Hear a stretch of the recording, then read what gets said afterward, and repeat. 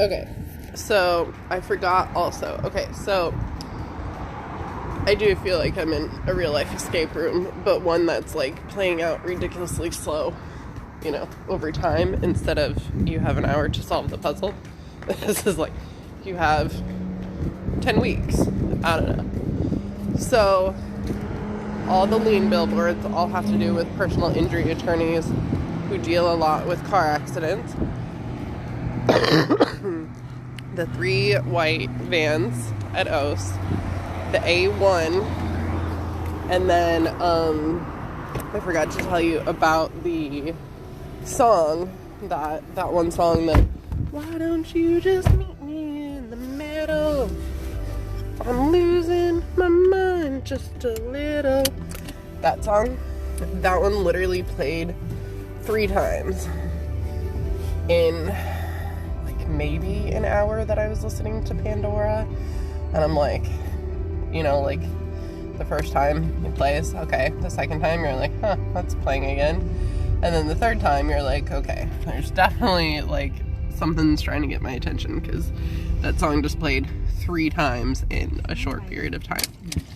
So, and then the whole sex trafficking thing, with like my reaction in the church sermon, like Richard and Nita were talking about, you know, wanting to do something like, well, that's kind of what I had mentioned, too, about wanting to do some sort of like a healing retreat or something like that, like for people that had been rescued from sex trafficking. And then the person in Serenity Rocks that was like, when I'm older or whatever, I want to fight sex trafficking. And I was like, okay, that's like, you know, a lot of mentions to do with that now.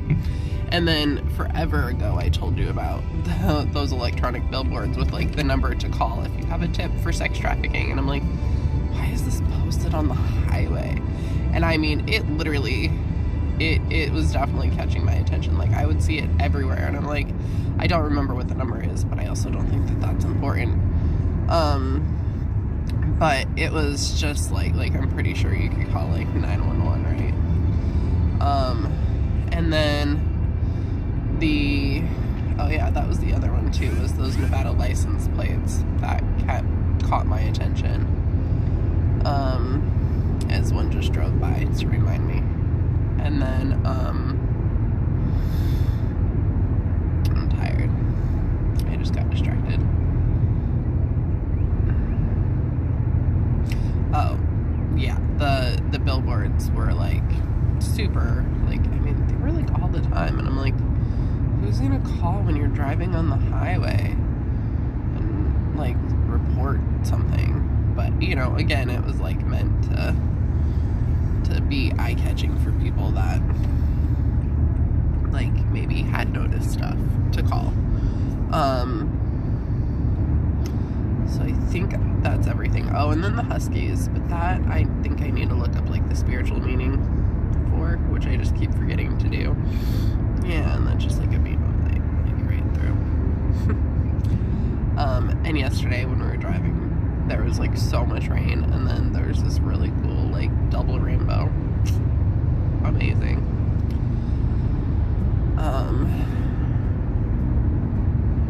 Oh, so I'm wondering, this is like literally just speculation, right? Because I have no clue how this is all going to play out, but maybe there's going to be something to do with a white van that gets into a car accident that has a Nevada license plate, something to do with A1. I don't know, maybe it's going to be the middle vehicle of like a 3-car pileup or something like that, and that's going to be my cue to call the police and say, hey, I have a tip for sex trafficking.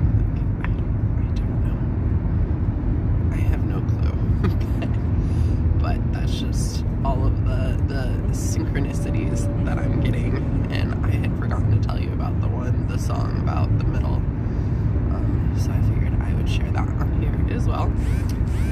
And I think that's everything. We are headed to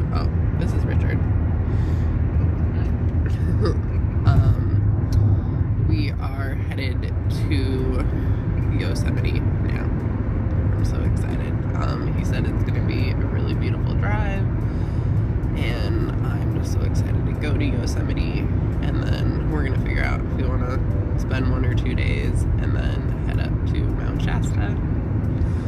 So I'm super excited there. And then I'll have to leave another message again because I opened the can of worms with Duke, who is super nice. But it's like once I leave a message, he responds with like, okay, 20 would be exaggerating, but he responds with like 10. I'm like, oh, oops. Like, I don't know if I have the energy to respond to all of this. But that's cool. I just like kind of respond with what I can, and then he responds with like 10 more. So, but it's actually cool because I actually like dig the way that he like views life and seems to live his life, you know, like having fun and stuff like that. So I think that's everything. And then I'm so excited for you with Marco Polo and giving them more information about the in-app notifications, because when that becomes a thing on here and we're like, hey, look, there's in-app notifications, and then we're gonna like, you know, be like, oh, look at the way they did it just like how you suggested, and that's gonna be awesome because it's all gonna be from your suggestion, which is gonna be amazing to help us, so then that way I can leave 30 reactions and you don't have to worry about missing out on them. Okay, I love you. I hope you are having a good, what's today, Tuesday? And this is my view. Oh man, I don't know if you can kind of see. Lots of brown right now, but lots of mountains. And then, I don't know if I told you, but now I'm being called to Yellowstone, which is back up. It's in Montana, right? Wyoming, Montana. So, who knows what that one's gonna look like, but I've been getting lots of signs, like emails, people telling me about the show, but again, I think it's like the Black Widow. I don't think it's actually about the show. I think it's about Yellowstone. And then, I don't know, just seeing it on stuff. And then Richard actually said he used to be a tour guide there. And it was funny because of the whole Mount Shasta thing. He said that he had been seeing himself there, like in meditations, like a few days leading up to me asking him about the trip. And he said, like, usually he like picks up and goes and moves somewhere. And Nita, his roommate, the older woman that they share the house, she told him, well, maybe it doesn't mean, like, literally that you have to pick up and move there. Maybe you're just meant to go for a vacation there. And then, when I messaged him about the trip, it was kind of like one of those, like, oh, man, I'm not surprised. Like, so that was really cool that we were both receiving signs for going to Mount Shasta. So I'm super excited for that as well, because that's going to be magical. And yes, I know it sounds kind of complainy with how amazing life is right now, but this whole sinus thing that's going on can go away any day now, and I'm doing my best to just ignore it and keep living life. Like, the morning that I woke up to go skydiving, I felt like shit.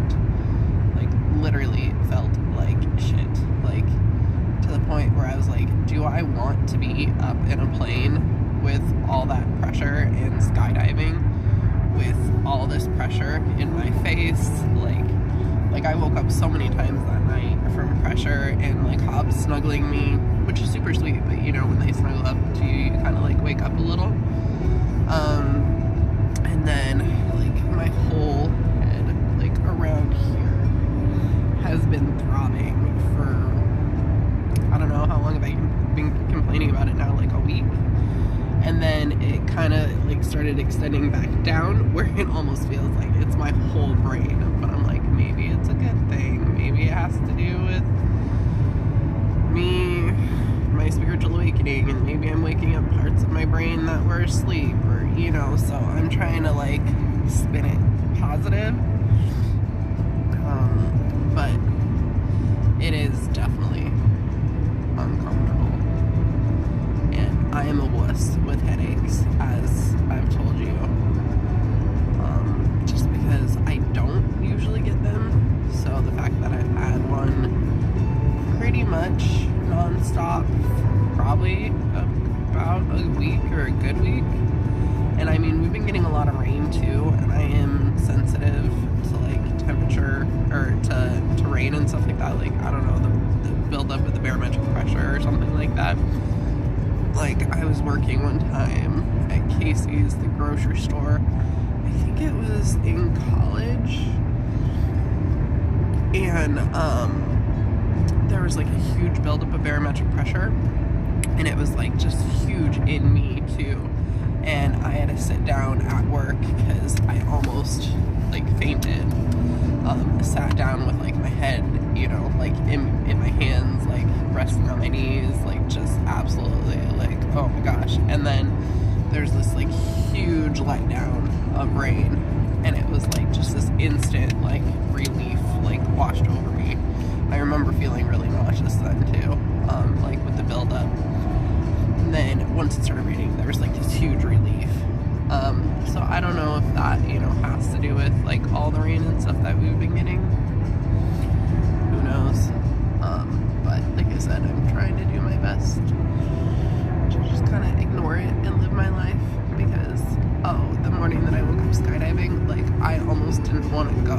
I felt so crappy. I was like, I'm tired. My face and head are killing me. And I was like, is this gonna like hurt worse to go skydiving, you know, to be up there like with the pressure and, you know, because of the altitude and more like thin air and stuff like that. And I was like, girl, like, just go. Just whatever it is, just deal with it, just go. And obviously I didn't even think about it, you know, while I'm going up in the plane and while you're falling, it's the last thing. It was the last thing on my mind.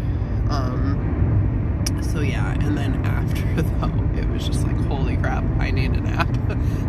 Like, I was so tired after. I just like had to go like pass out. Which again is nice to be taking naps intermittently, considering we know for 3 months I literally like hardly slept at all. So I feel like this is almost like my body's way of kind of like tilting the scale the opposite direction and kind of like making up for all that, like lack of sleep, and I'm getting some regenerative sleep, even if it's just like an hour nap